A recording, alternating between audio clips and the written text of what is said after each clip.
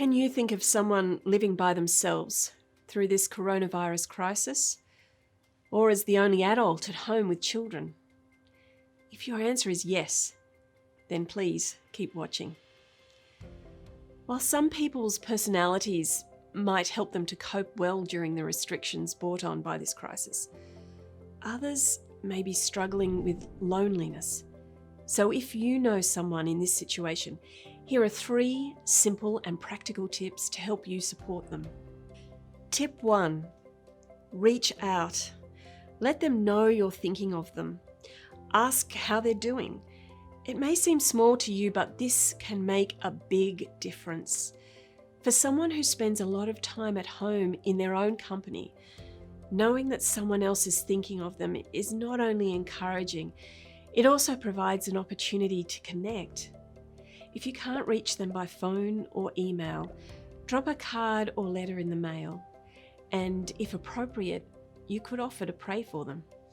Tip 2, listen in order to understand their experience.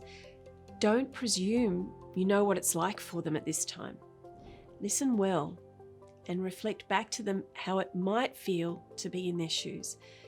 Statements like, "That sounds like it might be overwhelming," or "I can imagine that might be lonely," show your desire to relate with how they're feeling, which shows that you value them. Tip 3, ask, "How else can I support you during this time?" By asking them this question, you're inviting them to shape how they'd like to be supported and ensuring that your help will be whatever is most useful for them. Or perhaps you're the one living by yourself. I have another 3 simple and practical tips for you too. Tip 1, let friends and loved ones know you'd like to connect more regularly. Because you don't have a spouse or partner or flatmate walking this journey with you, it's important to be intentional about staying connected with people who value and encourage you. Be courageous and reach out to some people you may have lost contact with.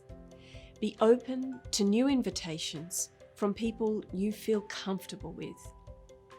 Tip 2, be open and honest with people you trust. It's one thing to make a call or Skype with a friend, but it takes courage to let them know your isolation is starting to affect you negatively. Be brave. Let them know how you're feeling. Tip 3, ask yourself, what other support do I need during this time? If you are self-isolating or isolating as a family because someone is vulnerable or sick, some of your basic needs like food and medicines will need to be delivered to you.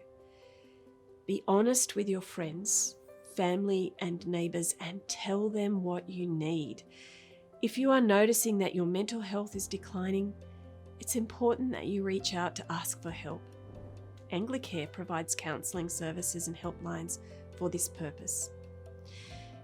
Finally, one of the names given to Jesus in the New Testament is Emmanuel, which means God with us. While we can sometimes feel alone, God promises to be with us always, which He has made possible by sending Jesus Christ. May He bring you comfort and companionship in this time of loneliness and confusion.